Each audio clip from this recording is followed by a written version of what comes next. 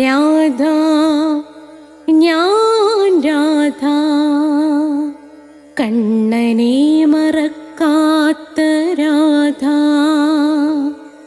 രാധ ഞാൻ രാധ കണ്ണനെ മറക്കാത്ത രാധ.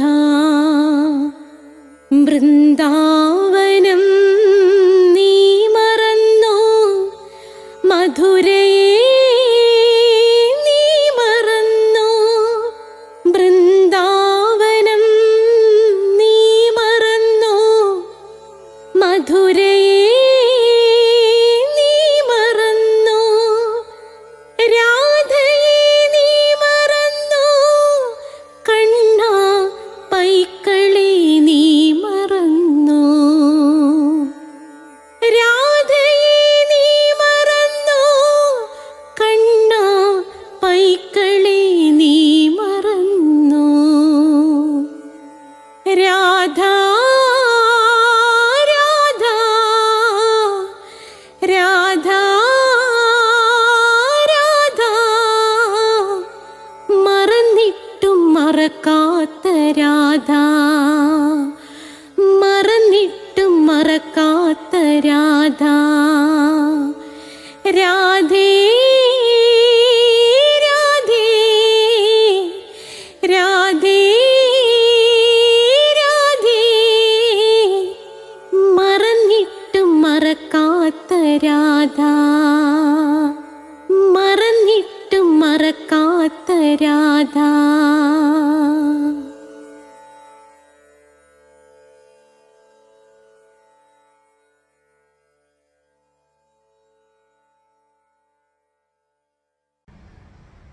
രാധേ രാധേ ഓ രാധേ രാധേ രാധേ രാധേ ഓ രാധേ രാധേ. രാധയുടെ പ്രണയം 67ാമത്തെ എപ്പിസോഡിലേക്ക് സ്വാഗതം. അപ്പോൾ രാധയുടെ പ്രണയം ഏതാണ്ട് ഒരു 33 എപ്പിസോഡും കൂടെ കഴിയുമ്പോൾ 100ാമത്തെ എപ്പിസോഡിലേക്ക് കടക്കുകയാണ്. അപ്പോൾ പ്രിയപ്പെട്ട രാധാഭക്തരെ, പ്രിയപ്പെട്ട കൃഷ്ണഭക്തരെ, തുടക്കം മുതൽ തന്നെ ഇത് കാണുന്ന മഹാപുണ്യാത്മാക്കളെ, നിങ്ങളെ രാധേ രാധേ എന്ന ചാനൽ 67ാമത്തെ എപ്പിസോഡിലേക്ക് സ്വാഗതം ചെയ്യുകയാണ്.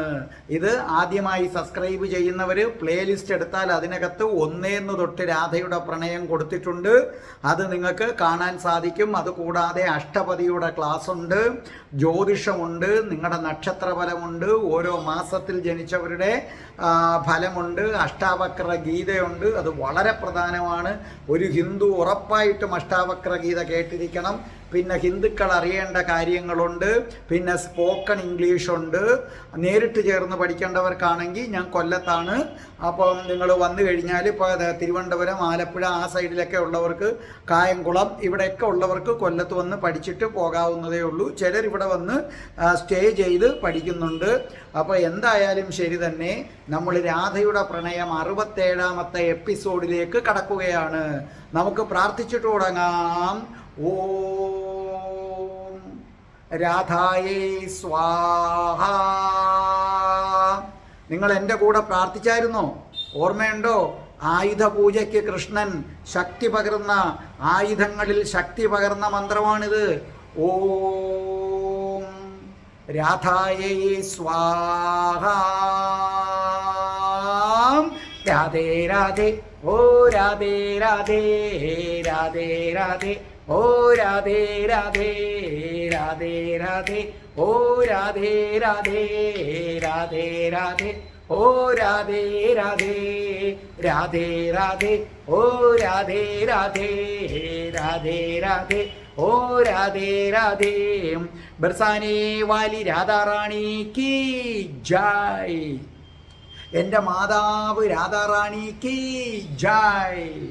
എന്നെ സർവ്വ ആപത്തുകളിൽ നിന്നും കാത്തുരക്ഷിക്കുന്ന എൻ്റെ പൊന്നു രാധാറാണി അമ്മക്ക് ജയ്. എനിക്ക് സർവ്വ ഐശ്വര്യങ്ങളും വാരിക്കോരി തരുന്ന എൻ്റെ പൊന്നു രാധാറാണി അമ്മക്ക് ജയ്. നമ്മുടെ രാധേ രാധേ എന്നുള്ള പാട്ടും ആ നൃത്തവും അതെല്ലാവരും ആസ്വദിക്കുന്നുണ്ടെന്ന് കേട്ടപ്പോൾ വളരെ സന്തോഷമുണ്ട്. വീട്ടമ്മമാർ വരെ സമയം കിട്ടുമ്പോഴൊക്കെ ഇങ്ങനെ വന്ന് നൃത്തം ചെയ്യുന്നുണ്ടെന്ന് പറയുന്നു. അതൊക്കെ വളരെ സന്തോഷം. പക്ഷേ മറ്റൊരു സന്തോഷകരമായ കാര്യം, രാധേ രാധേ എന്ന പാട്ട് കേൾക്കുമ്പോൾ എൻ്റെ നൃത്തം കാണുമ്പോൾ കൊച്ചു പിള്ളേരെ അല്ല വലിയവരൊക്കെ നമുക്ക് നൃത്തം ചവിട്ടുന്നത് മനസ്സിലാക്കാം. പക്ഷേ ജന്മജന്മാന്തര പുണ്യങ്ങളുടെ ഫലമായിട്ട് 1.5 വയസ്സുള്ള നമുക്ക് അഷ്ടപതി പാടുന്ന അടുത്ത അഷ്ടപതിയും പാടാൻ പോകുന്ന കൃഷ്ണപ്രിയയുടെ മകൻ, മനസ്സിലായില്ലേ, കേദാർ, 1.5 വയസ്സേ ഉള്ളൂ. 1.5 വയസ്സുള്ള കേദാർ എന്ന മകൻ അതിനൊപ്പിച്ച് ആനന്ദത്തോടു കൂടി എന്തൊക്കെ കാട്ടിക്കൂട്ടുന്നു എന്നറിയണ്ടേ നിങ്ങൾക്ക്? ആ പാട്ട് കേൾക്കുമ്പോഴുള്ള സന്തോഷം എന്തെന്നറിയണ്ടേ? കൃഷ്ണപ്രിയ അത് റെക്കോർഡ് ചെയ്ത് എനിക്ക് അയച്ചു തന്നിട്ടുണ്ട്. അപ്പോൾ രാധേ രാധേ എന്ന നമ്മുടെ ടൈറ്റിൽ സോങ്ങും രാധേ രാധേ എന്ന നൃത്തവും ഇതുമെല്ലാം 1.5 വയസ്സുള്ള കുഞ്ഞിനെ വരെ സ്വാധീനിക്കുകയാണ്. അപ്പോൾ നിങ്ങൾക്കത് കാണണ്ടേ? ആ കുഞ്ഞ് കാണിക്കുന്നത് കാണണ്ടേ? അത് വെറും നൃത്തം മാത്രമല്ല, അതൊന്ന് കാണണം ആ കുഞ്ഞിൻ്റെ ഇത്. അപ്പൊ ആദ്യം നമുക്ക് അതിലേക്ക് തന്നെ പോകാം. കാണൂ, 1.5 വയസ്സുള്ള ആ കുഞ്ഞിന്റെ ആനന്ദം കാണൂ നിങ്ങൾ.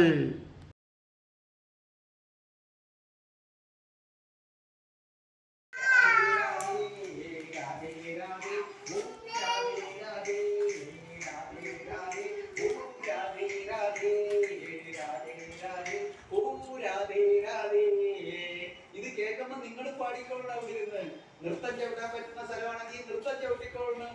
രാധേ രാധേ രാധേ രാധേ രാധേ രാധേ രാധേ രാധേ. സാക്ഷാൽ ശ്രീകൃഷ്ണൻ പോയി ജപിക്കുന്ന മന്ത്രമാണ് ഇതെന്ന സത്യമാരും മറക്കരുത്. അപ്പോൾ പിന്നെ അഷ്ടപതി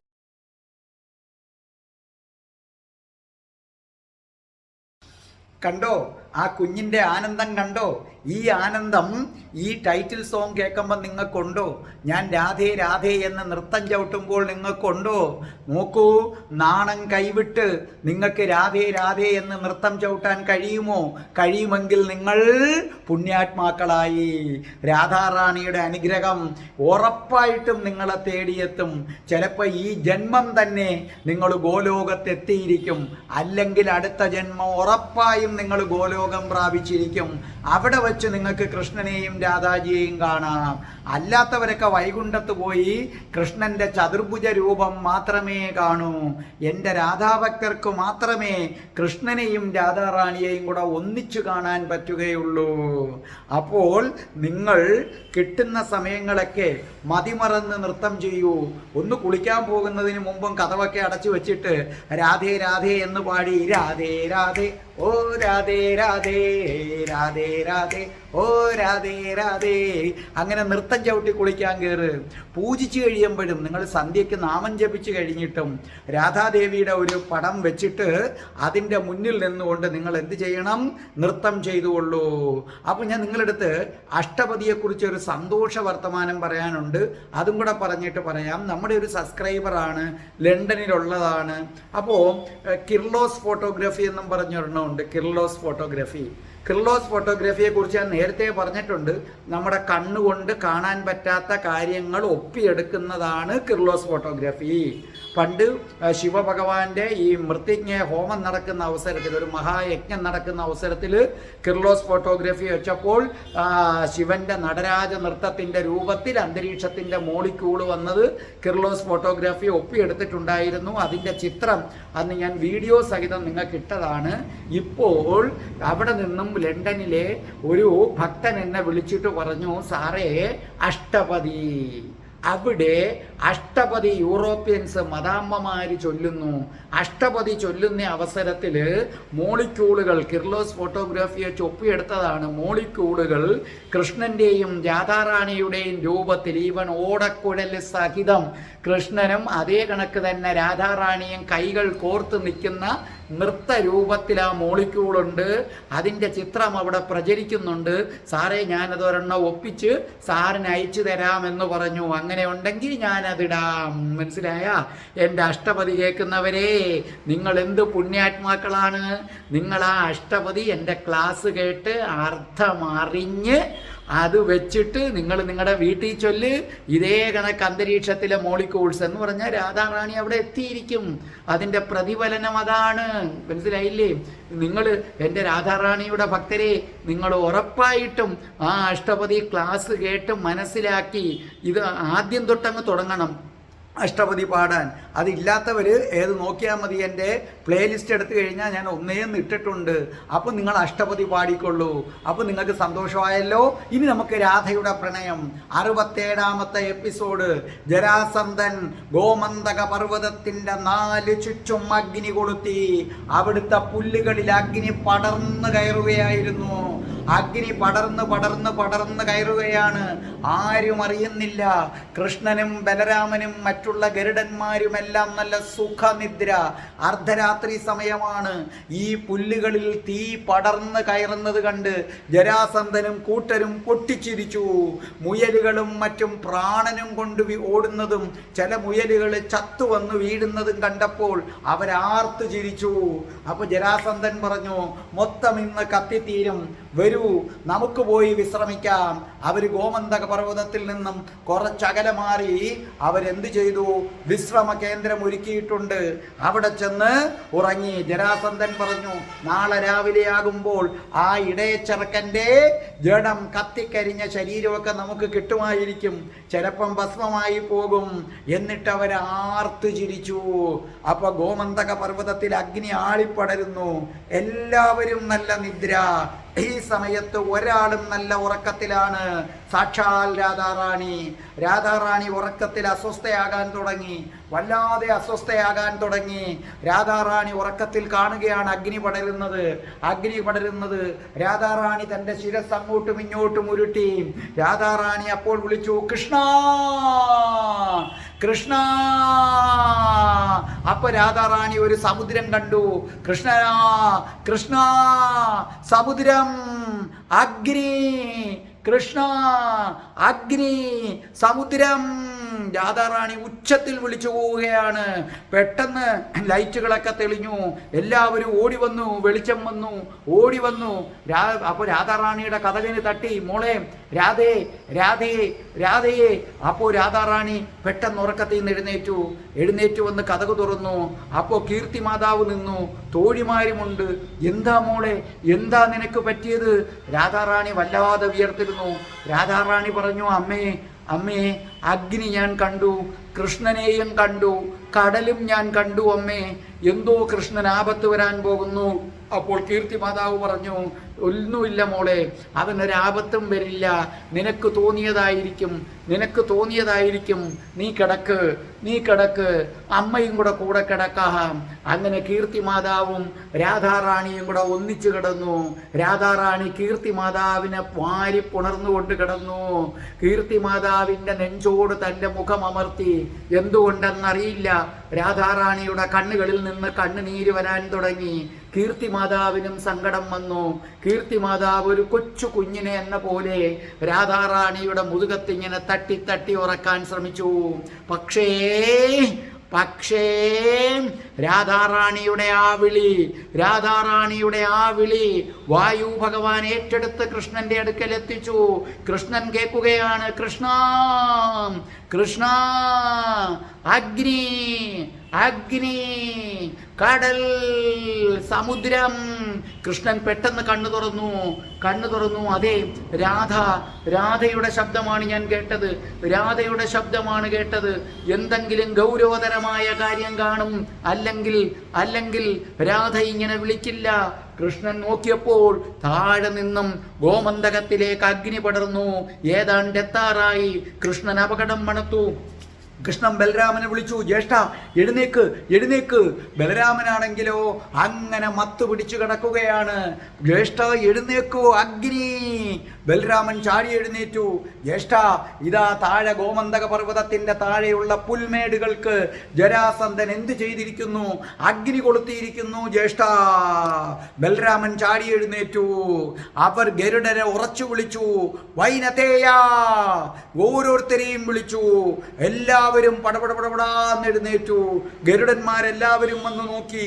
അഗ്നി എത്താറായി.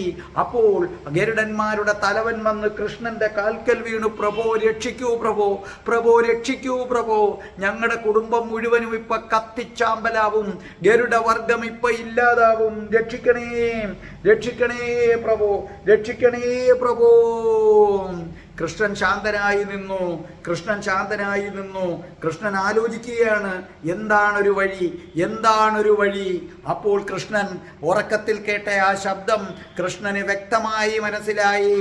കൃഷ്ണ, സമുദ്രം, സമുദ്രം.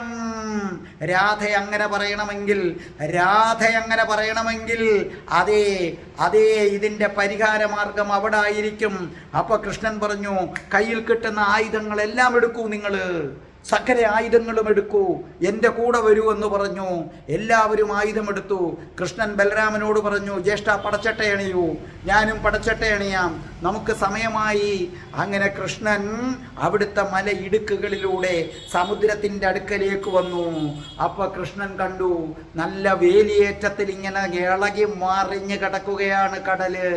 ആ കടല് കയറാതിരിക്കാൻ വേണ്ടി പാറകൾ നിരത്തിയിട്ടിരിക്കുന്നു. കൃഷ്ണന് മനസ്സിലായി രാധ എന്താണ് ഉദ്ദേശിച്ചതെന്ന്. രാധ എന്താണ് ഉദ്ദേശിച്ചതെന്ന് കൃഷ്ണന് മനസ്സിലായി. കൃഷ്ണൻ അവിടെ നിന്നവരോട് പറഞ്ഞു, നോക്കൂ, നിങ്ങൾ രാധയെ സ്മരിക്കണം. അപ്പോൾ ഗരുഡൻ ചോദിച്ചു, രാധ ആരാണ്? അതൊക്കെ പിന്നെ പറയാം. നിങ്ങളിപ്പോൾ ഓം രാധായേ സ്വാഹ എന്ന് പറഞ്ഞുകൊണ്ട് ഈ കല്ലുകളെല്ലാം നീക്കൂ. അങ്ങനെ കൃഷ്ണനും നീക്കി. അവരുടെ കയ്യിലിരിക്കുന്ന ആയുധങ്ങളെല്ലാം അവർ കഴിയും വിധത്തിൽ ഉപയോഗിച്ചു. വലിയ പാറക്കെട്ടുകളാണ്. അവരൊത്തൊരുമയോടുകൂടി അതെല്ലാം നീക്കി. അപ്പോൾ അതിൻ്റെ അപ്പുറത്തേക്ക് മാറി ഒരു കിടങ്ങ് കണ്ടു, ഒരണക്കെട്ട് കണ്ടു. ആ അണക്കെട്ട് ഇങ്ങനെ നിറയാറായി നിൽക്കുകയാണ്. അപ്പോൾ കൃഷ്ണൻ എന്ത് ചെയ്തു? അവിടെ നിന്നൊരു പാത വെട്ടിത്തെളിച്ച് കടലിൻ്റെ അടുത്തേക്ക് എത്തി. അപ്പോൾ കടലിൻ്റെ വെള്ളം ഒന്ന് അണക്കെട്ടിലേക്ക് കയറാൻ തുടങ്ങി, ഒന്ന് ഈ മലയിടുക്കിലൂടെ അങ്ങോട്ട് കയറാൻ തുടങ്ങി. അപ്പോൾ വേലിയേറ്റവുമുള്ള സമയമാണ്. അപ്പോൾ കൃഷ്ണൻ പറഞ്ഞു, വേഗം വേഗം, അണക്കെട്ട് പൊട്ടുന്നതിന് മുമ്പ് വേഗം നമുക്ക് പർവ്വതത്തിന്റെ മുകളിലെത്തണമെന്ന് പറഞ്ഞു. സകല ആൾക്കാരും കൂടെ കയറി. അപ്പോൾ എല്ലാവരും ഒന്നിച്ചു വിളിച്ചു, ഓം രാധായേ സ്വാഹ, ഓം രാധായേ സ്വാഹ. ബലരാമനും വിളിച്ചു, കൃഷ്ണനും വിളിച്ചു, സകല ഗരുഡവർഗങ്ങളും ഒന്നിച്ചു വിളിച്ചു. കൃഷ്ണൻ പറഞ്ഞു, അവളെ ധ്യാനിച്ചുകൊണ്ട് കയറ്, അവളെ ധ്യാനിച്ചുകൊണ്ട് കയറ്. അവസാന താളും മുകളിൽ വരുന്നത് വരെ ഈ അണക്കെട്ടിനെ തടഞ്ഞു നിർത്താൻ അവക്കേ പറ്റൂ. ഓം രാധായേ സ്വാഹ, ഓം രാധായേ സ്വാഹ, ഓം രാധായേ സ്വാഹ. അവരാ മല കഷ്ടപ്പെട്ട് കയറാൻ തുടങ്ങി. അവസാനത്തെ ആളും മുകളിൽ വന്ന് കഴിഞ്ഞതും അണക്കെട്ട് പൊട്ടി. വെള്ളം എരച്ചു കയറി താഴ്വാരത്തിലേക്ക്. ആ മലയിലേക്ക് വെള്ളം വന്ന് എരച്ചു കയറി. കത്തിക്കൊണ്ടിരിക്കുന്ന തീകളൊക്കെ അണച്ചു തുടങ്ങി. ഗരുഡൻ ദീർഘനിശ്വാസം വിട്ടു.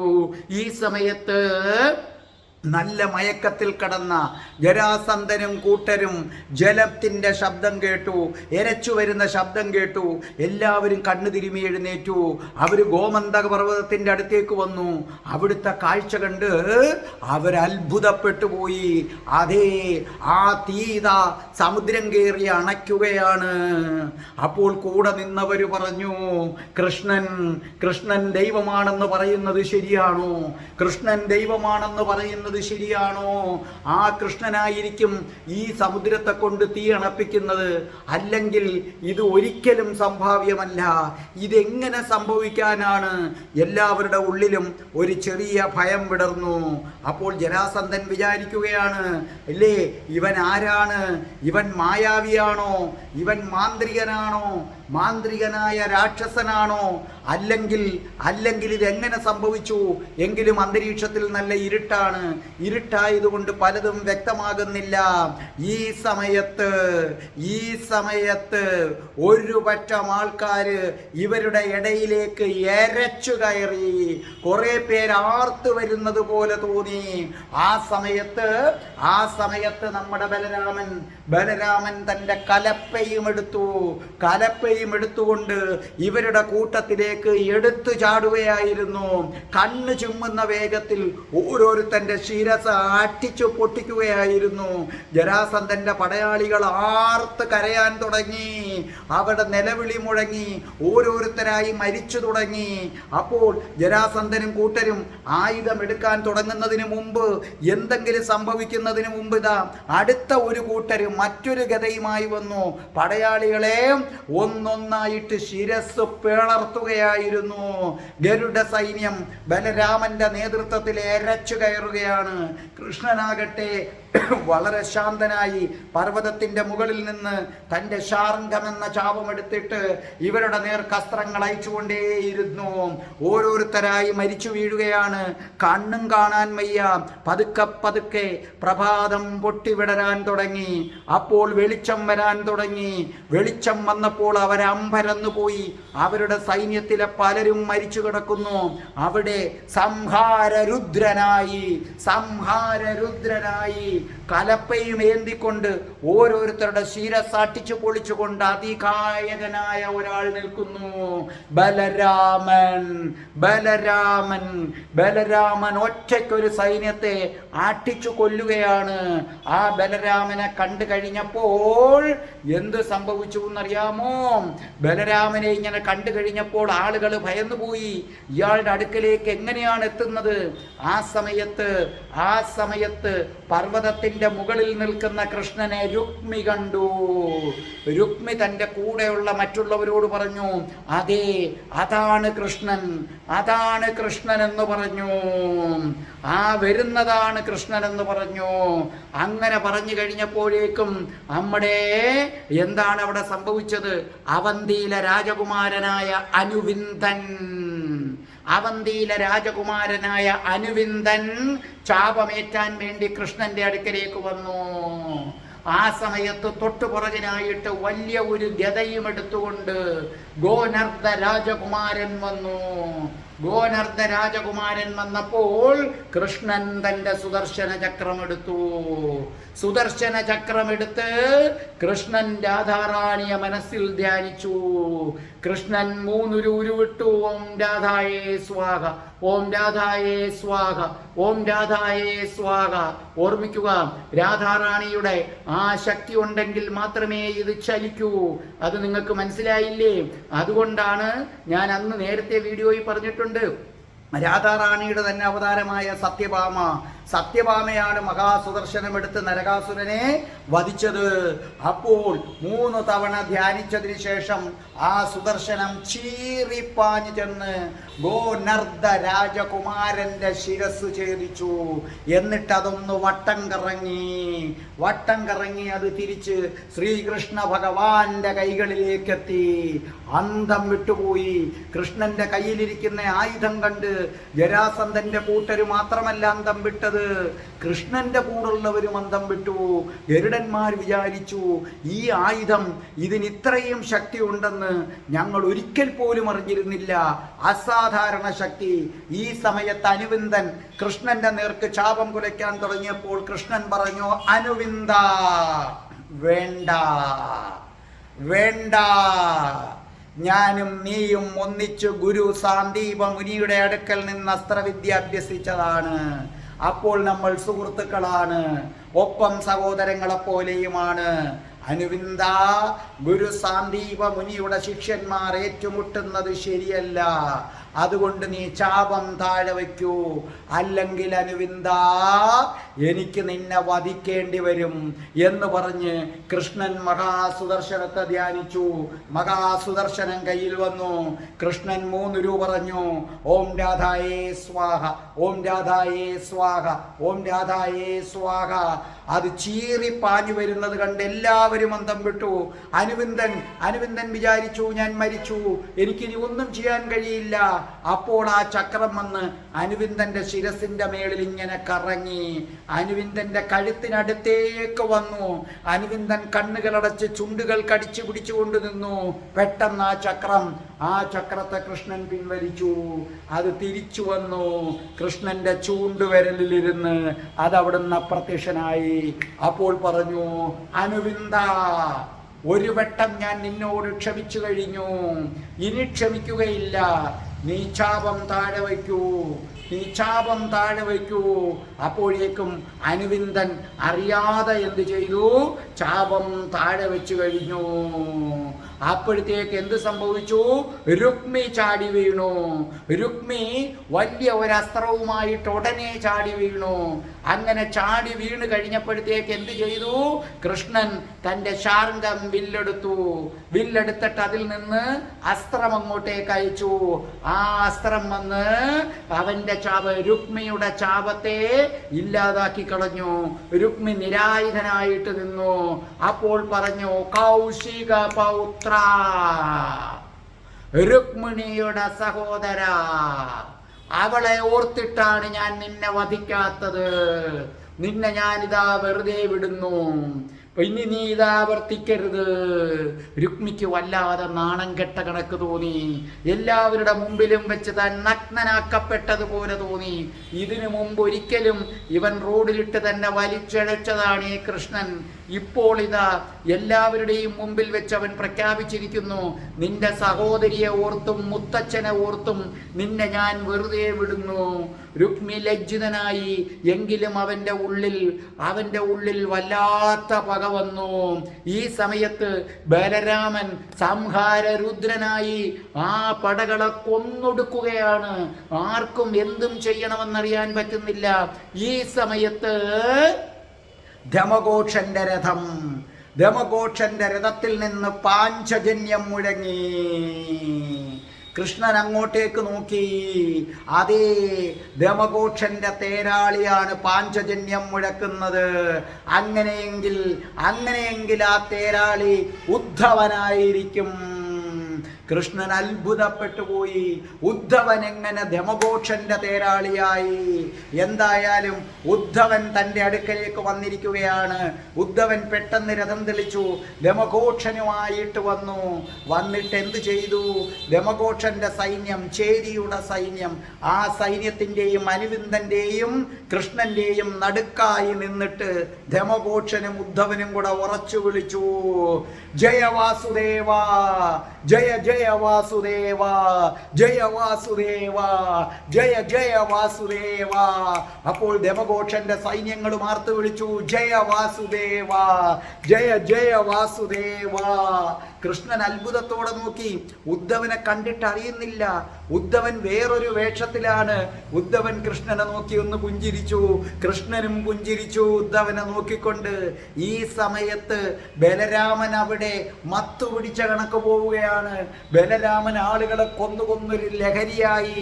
അങ്ങനെ ബലരാമൻ പോയപ്പോൾ ദാ വരുന്നു ദരദൻ ഒരു വലിയ ഗദയെടുത്ത്, ദരദൻ എന്ന ജരാസന്ധന്റെ വലങ്കയ്യായ രാജാവ് ഒരു വലിയ ഗദയും എടുത്തുകൊണ്ട് ഓടി വന്നു.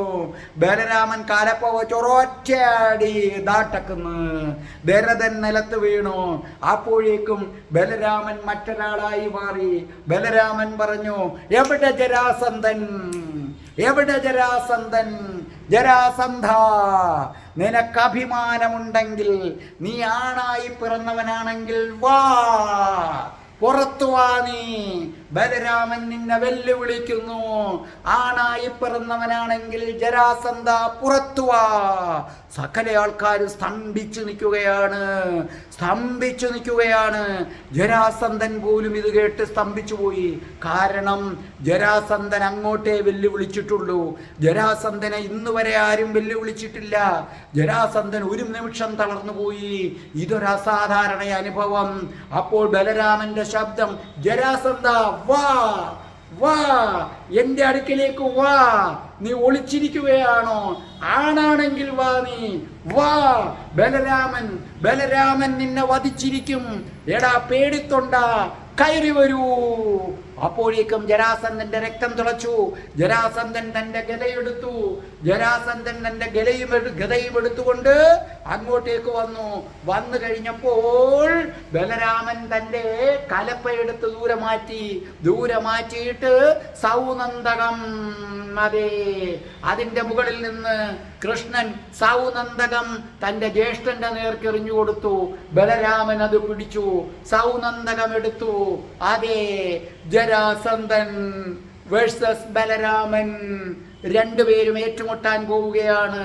ശ്വാസമടക്കി പിടിച്ചുകൊണ്ട് മറ്റ് രാജാക്കന്മാർ നിന്നു. കാരണം രണ്ടുപേര് ഗദായുദ്ധം നടത്തുന്നു. ചക്രവർത്തി പ്രതാപശാലിയാണ്. ആ സമയത്ത് ചക്രവർത്തിയെ സഹായിക്കാൻ ചെല്ലുന്നത് ചക്രവർത്തിക്ക് നാണക്കേടാണ്. രണ്ടുപേരും ഏറ്റുമുട്ടാൻ പോവുകയാണ്. ജരാസന്ധൻ കോപം കൊണ്ട് ജരാസന്ധന്റെ കണ്ണുകൾ ചുവന്നു. എങ്കിലും ജരാസന്ധൻ തന്റെ എതിരാളിയെ നോക്കി, ഒത്ത ശരീരം, വല്ലാത്ത ആരോഗ്യം, ക്രൂദ്ധമായ മുഖഭാവത്തിൽ നിൽക്കുകയാണ്. അതെ, ഇവിടെ ഒരാള് ചെറുപ്പത്തിന്റെ ചോരത്തിളപ്പിൽ നിൽക്കുന്നു, മറ്റതാകട്ടെ ബലിഷ്ഠമായ ശരീരം, നിരവധി യുദ്ധം ചെയ്ത് പരിചയമുള്ളവൻ, നിരവധി പേരെ ഗദായുദ്ധത്തിൽ വധിച്ചവൻ. രണ്ട് തുല്യ ശക്തികൾ ഏറ്റുമുട്ടാൻ പോവുകയാണ്. ജരാസന്ധൻ തന്റെ ഗദയെടുത്തു. തന്റെ ഗദയെടുത്തിട്ട് ബലരാമന്റെ നേർ കാഞ്ഞു വീശി. ബലരാമൻ ഒഴിഞ്ഞു മാറിയിട്ട് തന്റെ ഗദയെടുത്ത് ആ ജരാസന്ധന്റെ നേർ കാഞ്ഞു വീശി. അത് ജരാസന്ധന്റെ തോളത്ത് തട്ടി. ജരാസന്ധൻ അമ്പരന്നു പോയി. യുദ്ധം മുറുകുകയാണ്. രണ്ടുപേരുടെയും ഗദകൾ തമ്മിൽ കൂട്ടിമുട്ടുകയാണ്. ജരാസന്ധന് പതർച്ച തുടങ്ങി. ജരാസന്ധൻ മനസ്സിലാക്കി, തന്റെ എതിരാളി നിസാരനല്ല. അവന്റെ കയ്യിലിരിക്കുന്ന ഗദ, ആ ഗദയ്ക്ക് തന്നേക്കാൾ ഭാരക്കൂടുതലുണ്ട്. താൻ പരാജയപ്പെടുകയാണോ? താൻ ഇതിനിറങ്ങി തിരിച്ചത് വിഡ്ഢിത്തമായി പോയി. ഈ സമയത്ത് ഞാൻ വധിക്കപ്പെട്ടാൽ ഇത്രയും നാൾ കഷ്ടപ്പെട്ടത് വെറുതെയായി പോയി. അതെ, ബലരാമൻ കടന്നാക്രമിക്കുകയാണ്. ജരാസന്ധന് ചെറുത്തു നിൽക്കാൻ മാത്രമേ പറ്റുന്നുള്ളൂ. തിരിച്ചൊന്നും ചെയ്യാൻ പറ്റുന്നില്ല. ജരാസന്ധന്റെ ജീവിതത്തിലെ ആദ്യത്തെ അനുഭവം. എത്ര ശ്രമിച്ചിട്ടും തിരിച്ചടിക്കാൻ പറ്റുന്നില്ല. രാജാക്കന്മാർ അന്തം വിട്ടു. എന്താണ് ഗദായുദ്ധ വിദഗ്ധനായ ജരാസന്ധൻ എന്താണ് സംഭവിക്കുന്നത്? അതെ, ബലരാമനാഞ്ഞടിച്ചു. ആ ഒരടിയിൽ ജരാസന്ധന്റെ നില തെറ്റിപ്പോയി. ജരാസന്ധന്റെ കയ്യിലിരുന്ന ഗദ തെളിച്ചുപോയി. എല്ലാവരും വീർപ്പടക്കി നിന്നു. ജരാസന്ധൻ പരാജയപ്പെട്ടിരിക്കുന്നു. ഈ സമയം ഗോമന്തക പർവ്വതത്തിന്റെ മുകളിൽ നിന്ന് കൃഷ്ണൻ താഴേക്ക് ചാടിയിറങ്ങി. ഒരു പുഷ്പം ഗോമന്തക പർവ്വതത്തിൽ നിന്ന് താഴേക്ക് വരുന്നത് പോലെ. ആ സമയത്ത് ജരാസന്ധൻ നിരായുധനായി നിന്നു. അതെ, ജരാസന്ധന്റെ കണ്ണുകളിൽ ആദ്യമായി ഭീതി വന്നു. ബലരാമൻ അലറി വിളിച്ചു, ജരാസന്ധ, നീ നേരത്തെ കഴിച്ച ഭക്ഷണം ഏതാണോ അത് നിന്റെ അവസാനത്തെ ഭക്ഷണമായിരുന്നു ജരാസന്ധ. ഇവന്റെ ചിതയ്ക്ക് നിങ്ങൾ തീ കൊളുത്താൻ വേണ്ടിയുള്ള സാധനങ്ങൾ ശേഖരിച്ചുകൊള്ളൂ എന്ന് പറഞ്ഞ് സൗനന്ദകമെടുത്ത് ജരാസന്ധന്റെ ശിരസ്സിന് നേർക്ക് ബലരാമനാഞ്ഞു വീശിയതും ബലരാമന്റെ കൈകളിൽ ഒരു പിടി വീണു. ബലരാമൻ നോക്കി, പുഞ്ചിരിയോടെ ഒരാൾ നിൽക്കുന്നു.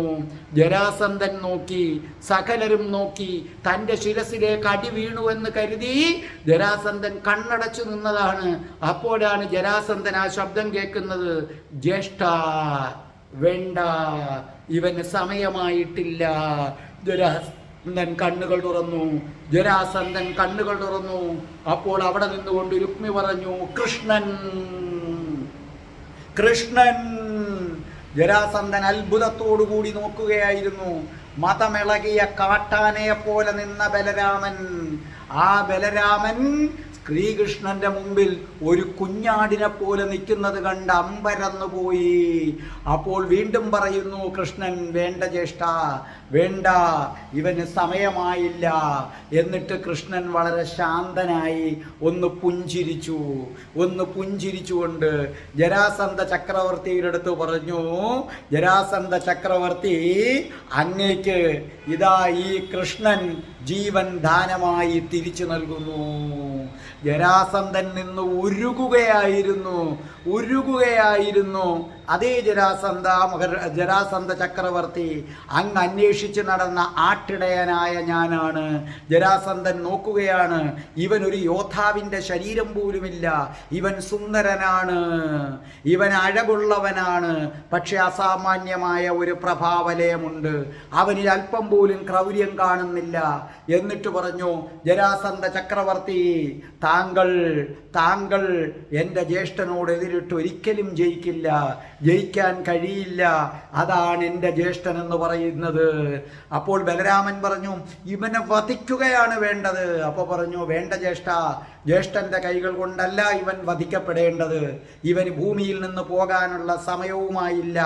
അപ്പോൾ തൻ്റെ കൂടെ സാന്ദീപമുനിയുടെ ആശ്രമത്തിൽ പഠിച്ചിരുന്നതും എന്നാൽ ഇപ്പോൾ ജരാസന്ധൻ്റെ കൂടെ നിൽക്കുന്നതുമായ അനുവിന്ദനെ നോക്കിയിട്ട് പറഞ്ഞു, അനുവിന്ദ, നിങ്ങളുടെ ചക്രവർത്തിക്ക് നല്ല സുഖമില്ല എന്ന് പറയുന്നു, നിങ്ങളുടെ ചക്രവർത്തിയെ തേരിൽ കയറ്റി കൊണ്ടുപോയിക്കൊള്ളൂ. അപ്പോൾ ബലരാമൻ പറഞ്ഞു, ജരാസന്ധ, ഓർമ്മിച്ചോളൂ, നീ എൻ്റെ അനുജൻ ദാനമായി തന്ന ജീവിതമാണ് നീ കൊണ്ടുപോകുന്നത്. പക്ഷേ നീ രക്ഷപ്പെട്ടു എന്ന് കരുതരുത്. കൃഷ്ണനില്ലാത്ത ഏതെങ്കിലും ഒരു അവസരത്തിൽ എൻ്റെ മുന്നിൽ പെട്ടാൽ അടിച്ചു നിന്റെ ശിരസ് ഞാൻ പിളർക്കും. ജരാസന്ധൻ അപമാന ഭാരം കൊണ്ട് വീർപ്പുമുട്ടി. അതും ഇത്രയും സഖ്യകക്ഷികളുടെ മുന്നിൽ വെച്ച് അവരെല്ലാം അമ്പരന്ന് പോയി. പെട്ടെന്ന് ജരാസന്ധൻ അനുവിന്ദൻ്റെ രഥത്തിലേക്ക് ചാടിക്കയറി. അനുവിന്ദൻ ആ രഥവുമായി പാഞ്ഞുപോയി, കൂടെ മറ്റുള്ളവരും പാഞ്ഞുപോയി. ആ സമയത്ത് ധമഘോഷൻ അടുക്കലേക്ക് വന്നു. ധമഘോഷന്റെ കൂടെ ആരും വന്നു? ഉദ്ധവനും വന്നു. ഉദ്ധവൻ പറഞ്ഞു, കൃഷ്ണ, അങ്ങ് രുക്മിണിയുടെ അടുത്ത് നിന്ന് വിദർഭയിൽ നിന്ന് ഇങ്ങോട്ടേക്ക് യാത്ര തിരിച്ചു. അങ്ങയെ രക്ഷിക്കാൻ എന്താണ് മാർഗമെന്ന് ഞാൻ ആലോചിക്കുകയായിരുന്നു. എനിക്ക് അങ്ങില്ലാതെ പറ്റില്ല. എൻ്റെ എല്ലാം അങ്ങാണ്. വളരെ ചെറുതിലേ തന്നെ എൻ്റെ പിതാവ് ദേവമകൻ അദ്ദേഹം വൃന്ദാവനത്തിൽ അങ്ങയുടെ അടുക്കലേക്ക് കൊണ്ടുവിട്ടതാണ്. അന്നു തൊട്ട് ഒരു നിഴലായിട്ട് ഞാൻ കൂടെ നടന്നതാണ്. എനിക്ക് അസ്വസ്ഥത വന്നു. ഞാൻ എങ്ങനെ ഈ വിവരം രുക്മിണിയുമായി ചർച്ച ചെയ്തു. രുക്മിണി കൗശികനുമായി ചർച്ച ചെയ്തു. എങ്ങനെ രക്ഷിക്കാം? ഞങ്ങളൊരു പദ്ധതി തയ്യാറാക്കി. അപ്പോൾ പറഞ്ഞു, എന്തു പദ്ധതിയാണെങ്കിലും നീ ചേതി രാജ്യത്ത് പോവുക, ധമഘോഷനെ ചെന്ന് കാണുക, ധമഘോഷനുമായി മുന്നോട്ട് പോവുക. അങ്ങനെ ജരാസന്ധ ചക്രവർത്തി ചേതി രാജ്യത്തെത്തിയ ദിവസം തന്നെ ഞാൻ വേഷം മാറി ധമഘോഷന്റെ അടുക്കലെത്തി. ഞങ്ങൾ ദീർഘമായി ചർച്ച ചെയ്തു. ധമഘോഷന് അതിഷ്ടമായി. അങ്ങനെ ധമഘോഷന്റെ തേരാളിയായിട്ട് ഞാൻ വന്നു. അവിടുന്ന് തന്നെ ജരാസന്ധന്റെ കൂടെ ധമഘോഷന്റെ തേരാളിയായിട്ട് ഞാൻ ഉണ്ടായിരുന്നു എന്ന് പറഞ്ഞ് തൻ്റെ തലപ്പാവും വേഷഭൂഷാദികളും മാറ്റി കൃഷ്ണൻ അമ്പരന്നു പോയി. ഉദ്ധവൻ ഈ സമയം ബലരാമൻ ചെന്ന് ഉദ്ധവനെ തൻ്റെ രണ്ട് കൈകൾ കൊണ്ട് പൊക്കിയെടുത്തിട്ട് കൃഷ്ണന്റെ അടുക്കിലേക്ക് ഇട്ടുകൊടുത്തു. കൃഷ്ണൻ രണ്ട് കൈ കൊണ്ടും പിടിച്ചിട്ട് പറഞ്ഞു, ഉദ്ധവ, നീ എനിക്ക് പ്രിയപ്പെട്ടവനാണ്, നീ എനിക്ക് പ്രിയങ്കരനാണ് ഉദ്ധവ.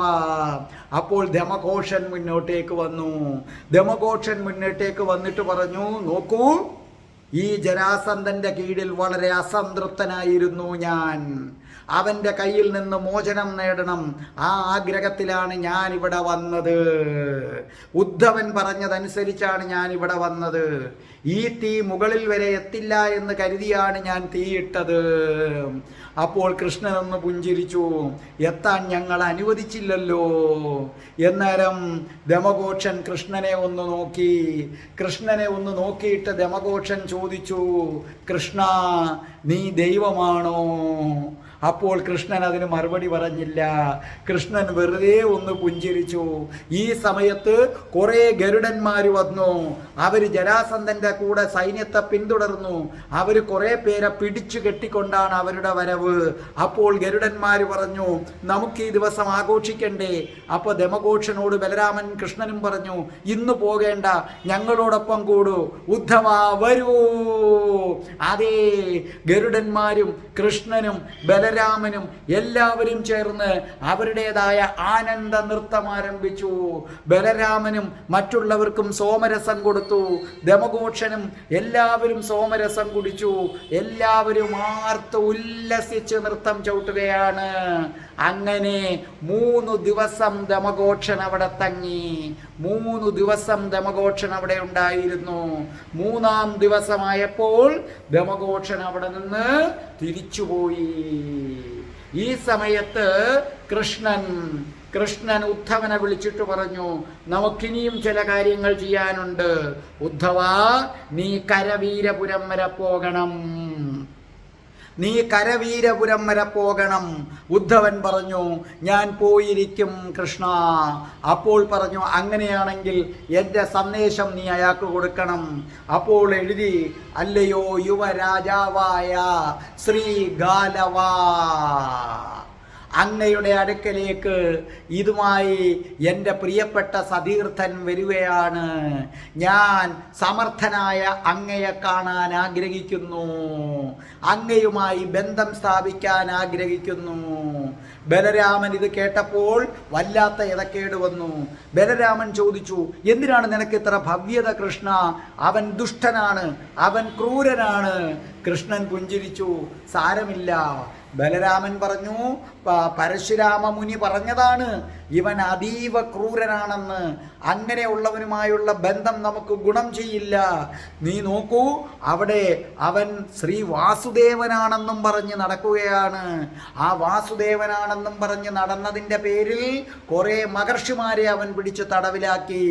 കൃഷ്ണൻ പുഞ്ചിരിച്ചിട്ട് പറഞ്ഞു, അങ്ങനെയാണെങ്കിൽ ആ മഹർഷിമാരെ മോചിപ്പിക്കേണ്ട ചുമതല അത് നമുക്കില്ലേ ജ്യേഷ്ഠ? ബലരാമൻ പറഞ്ഞു, എന്തോ ആയിക്കോട്ടെ, ഈ ദുഷ്ടന്റെ അടുക്കലേക്ക് ഞാൻ വരില്ല എന്ന് പറഞ്ഞു. കൃഷ്ണൻ പറഞ്ഞു, ജ്യേഷ്ഠൻ വരണ്ട.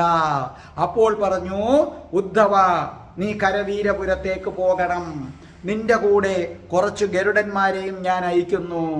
ദമഘോഷന്റെ കുറച്ച് പടയാളികളും പോവുകയാണ്. അവരെ അവിടെ നിർത്തിയിട്ടാണ് പോയത്.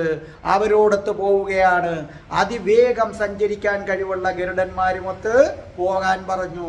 അങ്ങനെ നമ്മുടെ ഉദ്ധവൻ എങ്ങോട്ടേക്ക് യാത്രയായി? കരവീരപുരത്തേക്ക് യാത്രയായി. കരവീരപുരത്ത് ചെന്നു കഴിഞ്ഞപ്പോൾ അവിടെ ഒരു ഉത്സവത്തിൻ്റെ പ്രതീതി, ധനധാന്യ സമൃദ്ധിയുള്ളതാണ്. അപ്പോൾ ഉദ്ധവൻ ചോദിച്ചു, എന്താ ഇത് കാര്യം?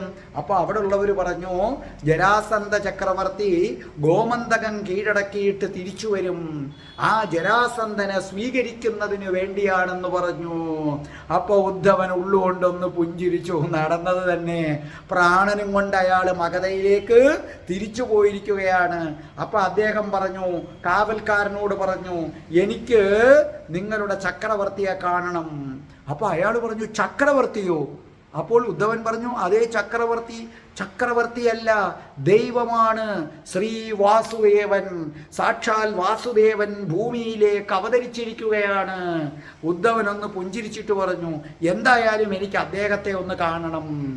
അപ്പോൾ കാവൽക്കാരനകത്ത് പോയി. അപ്പോൾ പറഞ്ഞു, ഒരാൾക്ക് മാത്രം കയറിപ്പോകാം, ബാക്കിയുള്ളവരിവിടെ നിൽക്കട്ടെ. അപ്പൊ ഗരുഡനെ നോക്കിയിട്ട് പറഞ്ഞു, ഞാൻ പോയിട്ട് വരാം. അങ്ങനെ ഉദ്ധവൻ സന്ദേശവുമായി ചെന്നപ്പോൾ അദ്ദേഹം കണ്ടു, ഒരു രഥം ഇങ്ങനെ വരുന്നു, ആളുകൾ ഉരുട്ടിക്കൊണ്ടുവരുന്നു. ആ രഥത്തിനകത്ത് ഉയരം കുറഞ്ഞ ഒരു മനുഷ്യൻ, എല്ലാ കൈകളിലും മോതിരമുണ്ട്, ഒരു വാളുണ്ട്, രത്നക്കല്ലുകൾ വെച്ചിരിക്കുന്നു. എന്നിട്ടോ താൻ ശ്രീ വാസുദേവനാണെന്ന മട്ടിൽ നിൽക്കുന്നു. അപ്പോൾ എല്ലാ ആൾക്കാരും ഇയാൾ വരുമ്പോൾ ജയ ജയ വാസുദേവ, ജയ ജയ വാസുദേവ, ജയ ജയ വാസുദേവ എന്ന് പറഞ്ഞ് ആ പാദങ്ങളിൽ വീണ് നമസ്കരിക്കുന്നു. അപ്പോൾ ഓരോരുത്തരും നമസ്കരിക്കുകയാണ്. അപ്പോൾ ഉദ്ധവൻ വിചാരിച്ചു, ഞാനായിട്ടൊന്നും കാണിക്കാതിരിക്കേണ്ട ധിക്കാരം. ഉദ്ധവൻ വെറുതെ ഒന്ന് കുനിഞ്ഞു. അവിടെ നിന്ന് എഴുന്നേറ്റു. ഇയാൾ ഉദ്ധവനെ നോക്കിയിട്ട് പറഞ്ഞു, നീ നാളെ വരൂ കൊട്ടാരത്തിലേക്ക്. അവർ ഉദ്ധവന് വിശ്രമിക്കാൻ ഒരു മുറിയിൽ പോയി. അടുത്ത ദിവസം ഉദ്ധവൻ ആരെ കാണാനായി എത്തുകയാണ്? കരവീരപുരത്തെ രാജാവ് സ്വയം വാസുദേവനാണ്. ഞാനാണ് വാസുദേവൻ എന്ന് പറഞ്ഞിരിക്കുന്ന, ഞാനാണ് നാരായണൻ എന്ന് പ്രഖ്യാപിച്ചിരിക്കുന്ന ഈ ആരെ കാണാൻ? ശ്രീ ഗാലവൻ, അതാണ് അയാളുടെ പേര്. ഗാലവനെ കാണാനായിട്ട് എത്തിയിരിക്കുന്നു. അപ്പോൾ ശ്രീ ഗാലവൻ ഉദ്ധവനോട് ചോദിച്ചു, എന്താ നീ വന്നത്? അപ്പോൾ ഉദ്ധവൻ നോക്കുകയായിരുന്നു. ശ്രീ ഗാലവന്റെ തൊട്ടടുത്ത് അദ്ദേഹത്തിന്റെ പത്നിയുണ്ട്. പക്ഷെ അവർ വല്ലാതെ അസ്വസ്ഥയാണ്. അവരുടെ അടുത്ത് അവരുടെ മകനുണ്ട്. പക്ഷേ മകൻ ഒരിക്കലും അച്ഛനെ അല്ല നോക്കുന്നത്, തൻ്റെ അമ്മയാണ്. ഇദ്ദേഹത്തിനോട് ചേർന്ന് കറുത്ത ഒരു സുന്ദരി അവിടെ നിപ്പുണ്ട്. അതെ, ആ സുന്ദരി പെണ്ണിന് ഈ കഥയിൽ വലിയ പ്രാധാന്യമുണ്ട്. അത് ഞാൻ നിങ്ങളോട് പിന്നെ പറയുന്നതായിരിക്കും. അപ്പോൾ മൊത്തം നോക്കി ശ്രീ ഗാലവൻ. അപ്പോൾ എല്ലാവരും വന്നിട്ട് പറഞ്ഞു, വാസുദേവൻ ജയിക്കട്ടെ. അപ്പോൾ ഉദ്ധവൻ ഒന്നും മിണ്ടിയില്ല. അപ്പോൾ ഉദ്ധവൻ പറഞ്ഞു, ഞാൻ മധുരയിൽ നിന്നുള്ള വസുദേവന്റെ പുത്രൻ, സാക്ഷാൽ വസുദേവന്റെ പുത്രൻ. ആ വസുദേവനുമായിട്ടാണ് ഞാൻ, അദ്ദേഹത്തിന്റെ സന്ദേശവുമായിട്ടാണ് ഞാൻ ഇവിടെ വന്നിരിക്കുന്നത്. അപ്പോൾ പറഞ്ഞു, പരദേശി, നീ എന്താണ് പറഞ്ഞിരിക്കുന്നത്? ഇവിടെ വസുദേവൻ ഒന്നേ ഉള്ളൂ, വസുദേവൻ ഞാനാണ് എന്ന് പറഞ്ഞു. എന്നിട്ട് ചോദിച്ചു, നിനക്കെന്ത് വരമാണ് വേണ്ടത്? നാം തരും. അത് കേട്ട് ഉദ്ധവനൊന്ന് പുഞ്ചിരിച്ചു. ഉദ്ധവൻ വിചാരിച്ചു, ഇവൻ എന്തൊരു വിഡ്ഢിയാണ്, ഇയാള് സ്വയം വസുദേവൻ ചമയുന്നു. അവിടെ കൃഷ്ണൻ ദൈവമാണെന്ന് മറ്റുള്ളവർ പറഞ്ഞിട്ടും കൃഷ്ണൻ വെറുതെ പുഞ്ചിരിക്കുക മാത്രമേ ചെയ്യുന്നുള്ളൂ. അപ്പോൾ ഉദ്ധവൻ പറഞ്ഞു, എനിക്ക് വരവൊന്നും വേണ്ട. ഞാൻ ഇവിടെ വന്നത് വസുദേവൻ താങ്കളുമായി ഒരു സന്ധ്യ ആഗ്രഹിക്കുന്നു. അപ്പോഴേക്ക് ഇവന്റെ മുഖം ചുമന്നു. എന്തു പറഞ്ഞു? ഒറ്റ വസുദേവൻ മാത്രമേ ഉള്ളൂ, അത് ഞാനാണ്. ഇവിടെ മറ്റൊരു വസുദേവനില്ല. അപ്പോൾ ഉദ്ധവൻ പറഞ്ഞു, വസുദേവന്റെ പുത്രനാണ് യഥാർത്ഥ വസുദേവൻ. അല്ലയോ കരവീരപുരത്തെ രാജാവേ, താങ്കൾ വസുദേവനാണെന്ന് ഞാൻ പറയില്ല. അപ്പോൾ ഇയാളുടെ മുഖം കോപം കൊണ്ട് ചുവന്നു. ധിക്കാരി, നീ എന്താണ് പറയുന്നത്? നാം ആരാണെന്നറിയുമോ? അപ്പോൾ പറഞ്ഞു, നന്നായിട്ടറിയാം ചക്രവർത്തി, നന്നായിട്ടറിയാം. ഞാൻ വന്നത് യഥാർത്ഥ വസുദേവന്റെ സന്ദേശവുമായിട്ടാണ്. അപ്പോൾ ഗാലവൻ പറഞ്ഞു, ഇവിടെ രണ്ട് വസുദേവന്മാർ പാടില്ല, ഒരു വസുദേവനെ പാടുള്ളൂ. അത് സത്യമായിരിക്കും. നിങ്ങൾ രണ്ട് വസുദേവന്മാർ ഏറ്റുമുട്ടിയാൽ ഒരു വസുദേവനെ കാണൂ. അത് മധുരയിലെ വസുദേവന്റെ പുത്രനായ ശ്രീകൃഷ്ണനായിരിക്കും. അയാളുടെ മുഖം കോപം കൊണ്ട് ചുവന്നു തൊടുത്തു. അയാൾ വാള് വലിച്ചൂരിയിട്ട് പറഞ്ഞു, ധിക്കാരി, ഈ നിമിഷം നിന്റെ ശിരസ് ഛേദിക്കും. അപ്പൊ ഉദ്ധവൻ പറഞ്ഞു, ആയിക്കോട്ടെ. നിങ്ങൾക്കറിയാമോ, ഞാൻ മധുരയിലെ വസുദേവപുത്രന്റെ യഥാർത്ഥ വസുദേവനായ സാക്ഷാൽ ശ്രീകൃഷ്ണന്റെ ദൂതുമായിട്ടാണ് വന്നത്. എൻ്റെ ശരീരത്തിൽ നിന്നൊരു തുള്ളിച്ചോര പൊടിഞ്ഞാൽ ഇവിടം ഭസ്മമാക്കി കളയും. അപ്പോൾ ഗാലവൻ പറഞ്ഞു, അങ്ങനെയോ? എങ്കിൽ എനിക്കതറിയണം. ഇതാ ഉദ്ധവ, നിന്റെ ശിരസ് നിലത്ത് വീഴാൻ പോകുന്നു. അതിനു മുമ്പ് നിനക്കൊരവസരവും കൂടെ തരാം ഞാൻ. ഗാലവൻ എഴുന്നേറ്റു, ഉദ്ധവന്റെ അടുക്കലേക്ക് വന്നു. അപ്പോൾ പറഞ്ഞു, ഉദ്ധവ, നിനക്ക് അവസാനത്തെ അവസരം ഞാൻ തരുന്നു. പരദേശി, പറയൂ, ഞാനാണ് യഥാർത്ഥ വാസുദേവൻ എന്ന് പറയൂ, ഞാനാണ് യഥാർത്ഥ വാസുദേവൻ എന്ന് പറയൂ. അപ്പോൾ ഉദ്ധവൻ പറഞ്ഞു, അല്ല, ഒരേ ഒരു വാസുദേവനേ ഉള്ളൂ. അത് വസുദേവന്റെയും ദേവകിയുടെയും പുത്രനായ ശ്രീകൃഷ്ണനാണ്. ധിക്കാരി, വാള് വലിച്ചൂരി. ആ വാള് ഉദ്ധവന്റെ നേർക്കാഞ്ഞു വീശി. ഉദ്ധവന്റെ കഴുത്തിന് നേർക്കാ വാള് വന്നു. അതെ, ഇവിടെ അരുതാത്തത് പലതും സംഭവിക്കാൻ പോവുകയാണ്. വല്ലാത്ത മാറ്റം പ്രകൃതിക്ക് തന്നെ വന്നു. പ്രകൃതിക്ക് പോലും വല്ലാത്ത മാറ്റം വന്നു. അതെ, എന്താണ് സംഭവിക്കാൻ പോകുന്നത്? ഉദ്ധവന്റെ ശിരസിലേക്കാണ് ആ വാള് വന്നിരിക്കുന്നത്. എന്തു സംഭവിക്കും? അടുത്ത ചൊവ്വാഴ്ച ഞാൻ വീണ്ടും വരും. രാധേ രാധേ. ഓ രാധേ രാധേ രാധേ രാധേ ഓ രാധേ രാധേ രാധേ രാധേ ഓ രാധേ രാധേ രാധേ രാധേ ഓ രാധേ രാധേ രാധേ രാധേ ഓ രാധേ രാധേ രാധേ രാധേ ഓ രാധേ രാധേ. ഇനി ആ മഹാമന്ത്രം ചൊല്ലുകയാണ്. എന്നോടൊപ്പം നിങ്ങളും ഏറ്റുപറഞ്ഞോ. ഓം ശ്രീം ക്രീം ക്ലീം ഐം രാം രാസേശ്വരി രാധികായൈ സ്വാഹ. ഓം ശ്രീം ഹ്രീം ക്ലീം ഐം രാം രാസേശ്വരി രാധികായൈ സ്വാഹ.